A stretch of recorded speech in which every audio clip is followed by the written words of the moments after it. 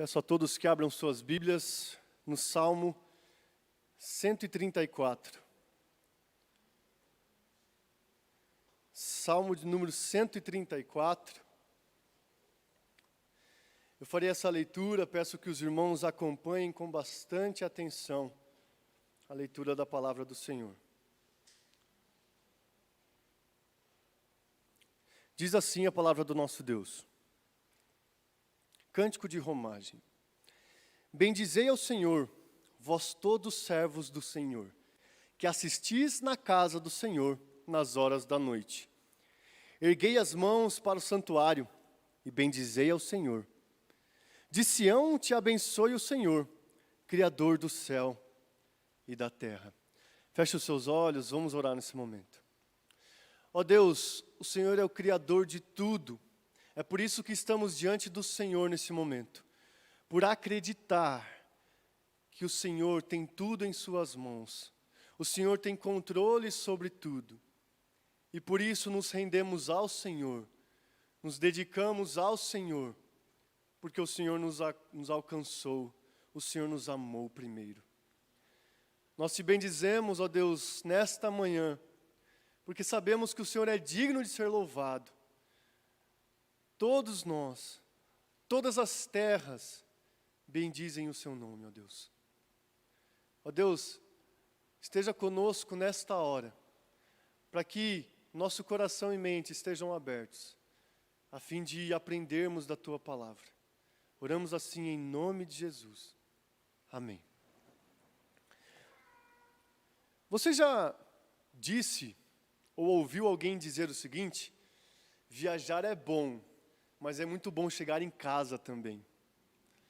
Tem aquele momento muito gostoso de quando a viagem está acabando e você provavelmente está um pouco cansado, está um pouco bronzeado, está um pouco, por demais, exagerou na curtição e você está muito cansado. Então é legal voltar para casa. Nós estamos chegando no fim de uma viagem. Nós estamos chegando no fim de uma jornada. Onde nós podemos ver, nesses 15 salmos, salmos de viagem, salmos de romagem, salmos de peregrinação, várias etapas da viagem. Eles disseram sobre a angústia deles, eles disseram sobre a alegria deles, eles disseram sobre a comunhão e a fraternidade, mas eles disseram também sobre solidão. Eles disseram sobre perigo, mas eles disseram também sobre proteção. E nós chegamos ao fim do saltério do peregrino. O último salmo dito de peregrinação, de romagem, que fazia parte do repertório dos israelitas que saíam de todas as partes de Israel rumo a Jerusalém, mas que depois de lá festejarem, cultuarem, precisariam voltar para casa. E qual era o ensinamento que eles levariam para a casa deles? É o que a gente vê nesse salmo. O que nesta manhã nós veremos é uma exortação a bendizermos o Senhor, a louvarmos o nome dEle, por crer que Ele tem tudo em suas mãos. O Salmo começa dizendo, bendizei ao Senhor.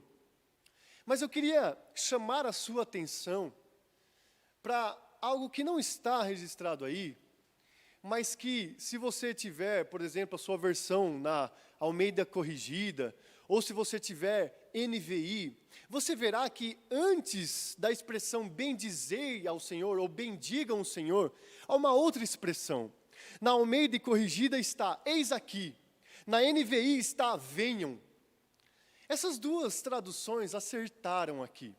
Porque antes do salmista dizer, bendizei ao Senhor, ou bendigam o Senhor, ele chama a atenção do povo, com esta interjeição.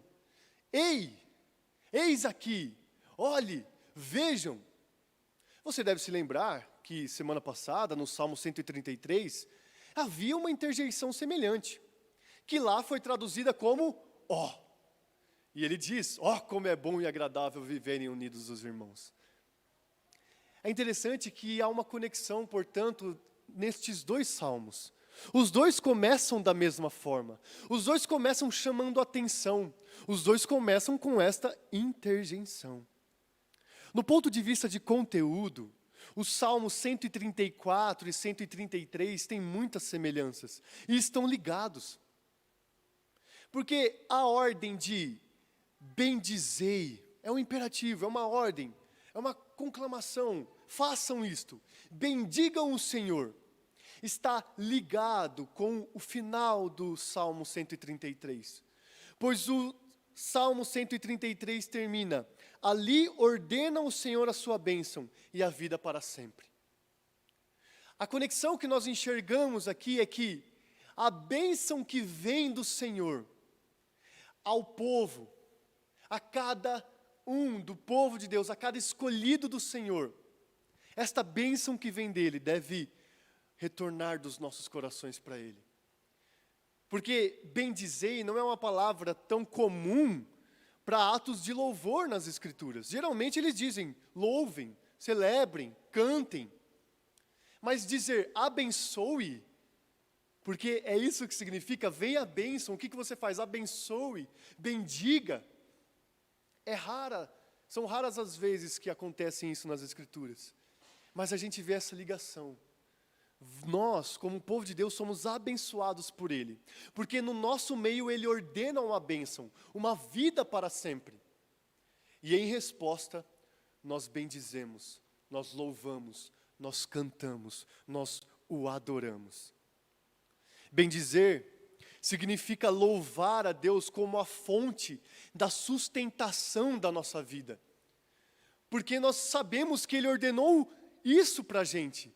Ordenou o nosso sustento, ordenou a nossa proteção, ordenou a resposta das nossas orações, ordenou todas as coisas. Então nós louvamos o Deus que nos sustenta, o Deus que dirige nossas vidas, o Deus que nos conduz em todas as coisas, o Deus que nos preserva, que nos protege, nos faz companhia.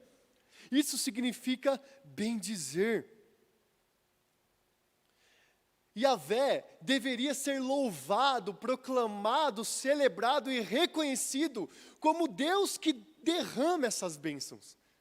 Uma vez sendo derramadas essas bênçãos, o povo poderia olhar e agradecer e louvar, porque Ele é o Deus que nos abençoa.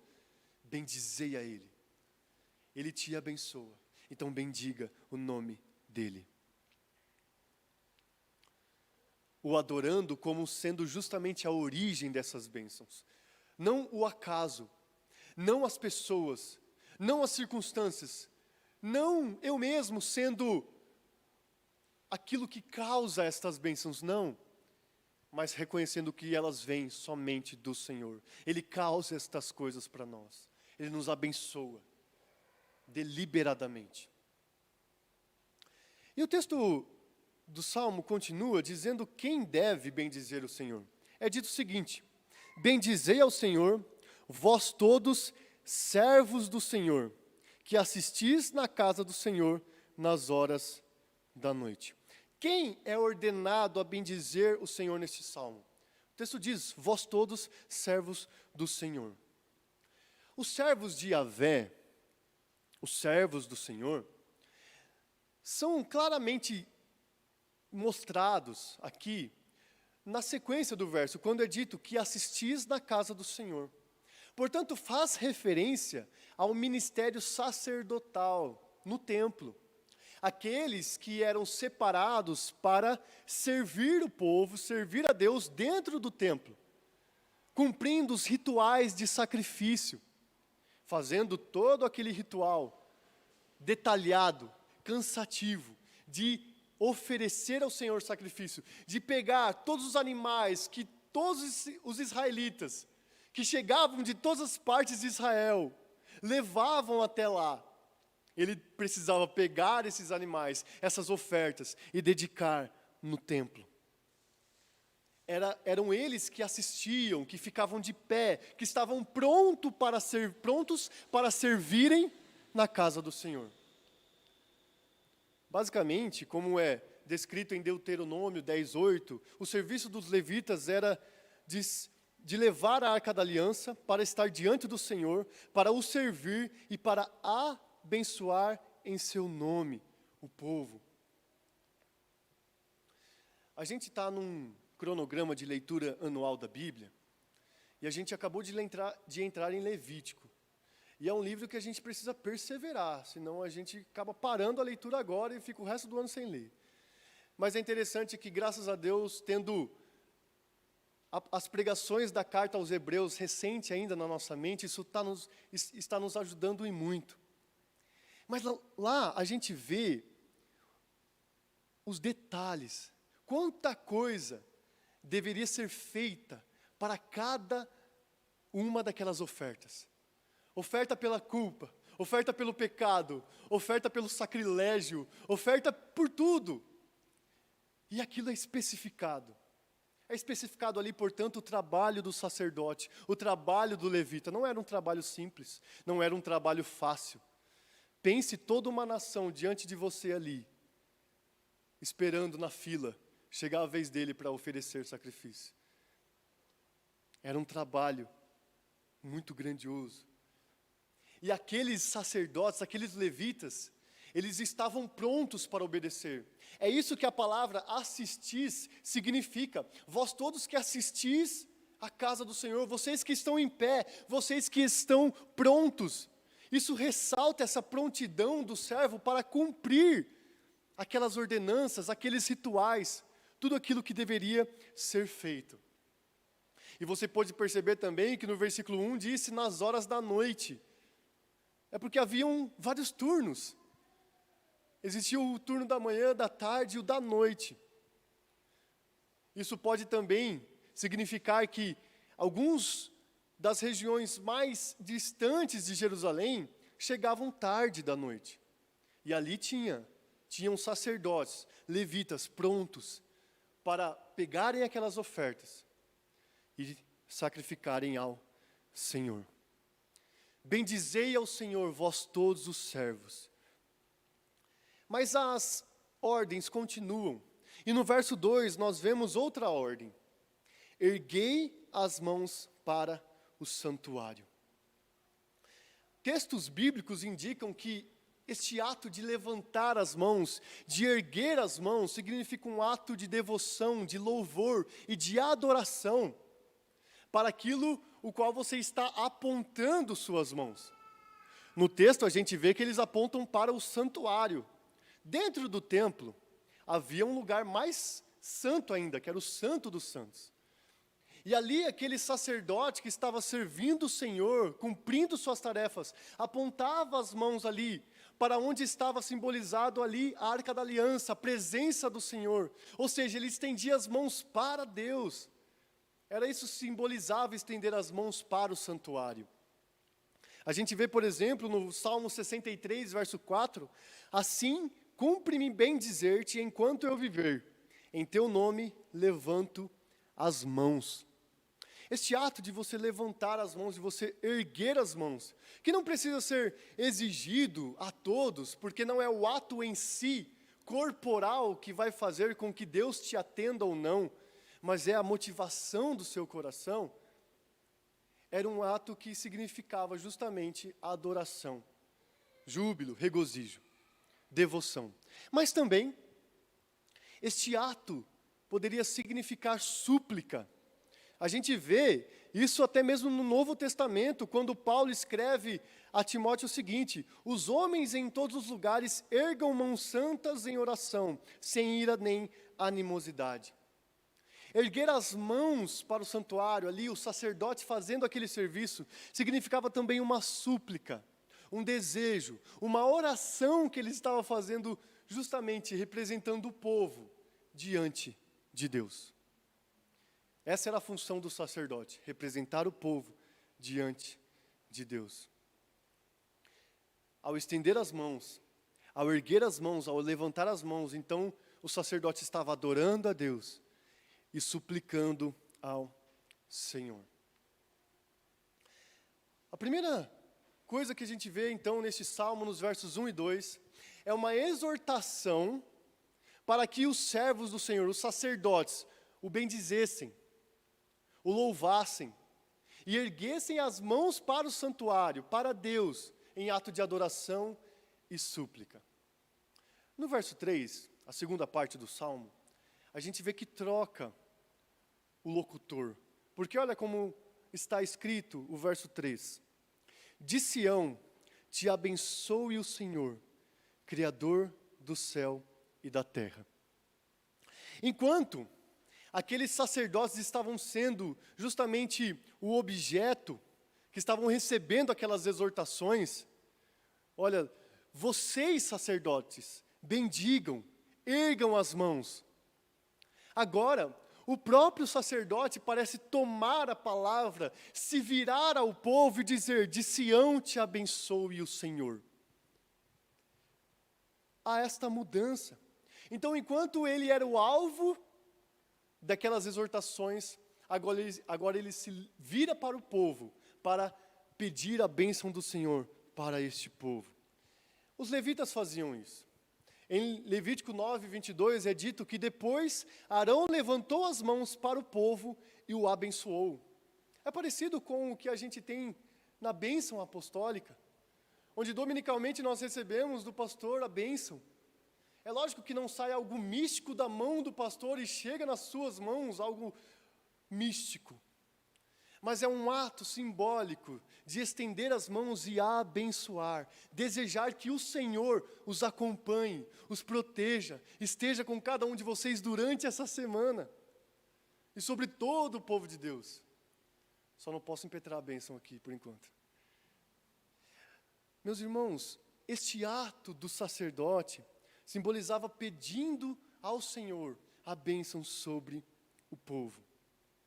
Essa bênção nada mais significava do que justamente ter no seu cotidiano, diariamente na sua vida, nas suas atividades mais ordinárias, mais comuns, mais rotineiras, você ter a bênção do Senhor nessas coisas.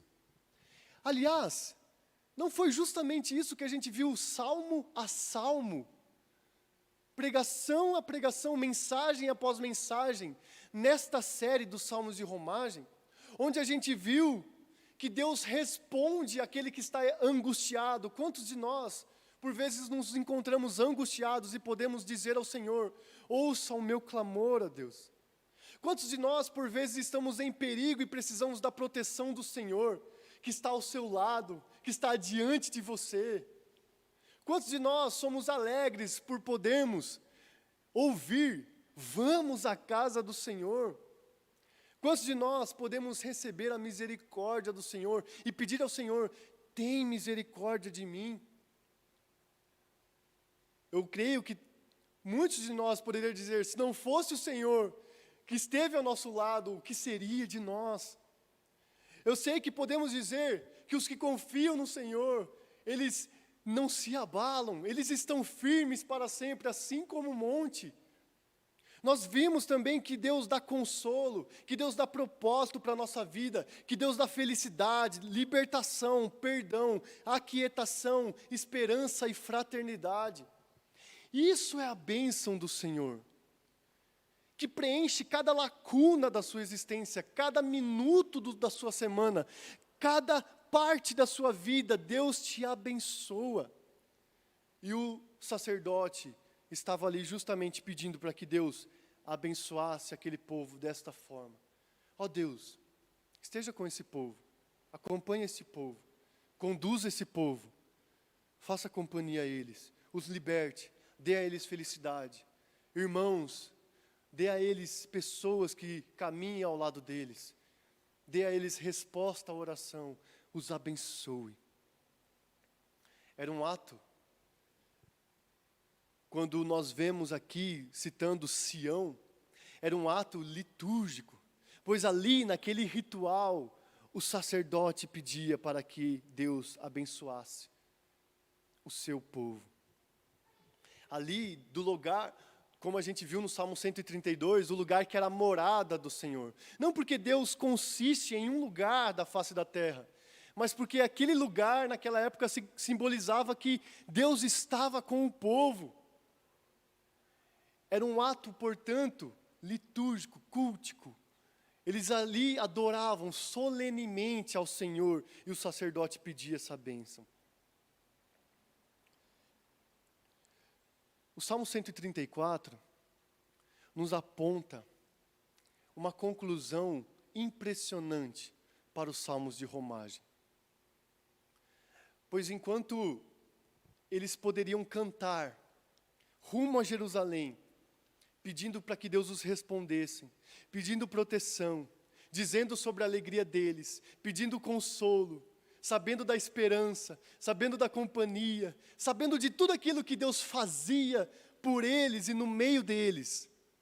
Neste último cântico, lá em Jerusalém, ali vendo os sacerdotes trabalharem, eles poderiam dizer: voltaremos para casa, bendizendo o Senhor, louvando o nome dEle, adorando o nome dEle, louvando o nome do Senhor. Aquela expressão, o Senhor te abençoe, é emprestada lá da bênção araônica que a gente vê em Números, capítulo 6, onde o sacerdote justamente diz: o Senhor te abençoe e te guarde. E se lá, no Antigo Testamento, os sacerdotes olhavam para Deus e pediam que Ele abençoasse as pessoas, o povo de Deus, para nós hoje, Israel de Deus, que vivemos no Novo Testamento, temos um sumo sacerdote que intercede por nós. Temos Jesus Cristo, que está à destra de Deus, pedindo constantemente: abençoe seus filhos, ó Deus. Intermediando, mediando esse relacionamento. Ele é o único que pode fazer isso. O autor aos Hebreus disse isso: tendo, pois, a Jesus, o Filho de Deus, como grande sumo sacerdote que penetrou os céus. Ele é hoje o nosso sacerdote, que pode dizer que o Senhor te abençoe, que o Criador de todas as coisas, que aquele que é soberano, aquele que tem tudo em suas mãos, te abençoe, te acompanhe, te dê irmãos ao seu lado, te dê família, te dê proteção, te responda. É o próprio Senhor Jesus que entregou a sua vida por nós, que está agora à destra de Deus pedindo isto, para que Ele nos abençoe. E Ele pede essas coisas porque Ele conhece não só o nosso ser, a nossa alma, as nossas aflições mais profundas, mas Ele conhece como é difícil ser humano, porque Ele é homem. E o texto de Hebreus diz: porque não temos sumo sacerdote que não possa compadecer-se das nossas fraquezas. Antes foi ele tentado em todas as coisas à nossa semelhança, mas sem pecado. A gente tem não Arão, ou um levita, um sacerdote. A gente tem o sumo sacerdote, Jesus Cristo, o Filho de Deus, intercedendo por nós de maneira perfeita, definitiva, completa. E por vezes a gente não desfruta disso. Eu quero te perguntar: o quanto você tem desfrutado da intercessão que como Filho de Deus você recebe do Filho de Deus, Jesus Cristo?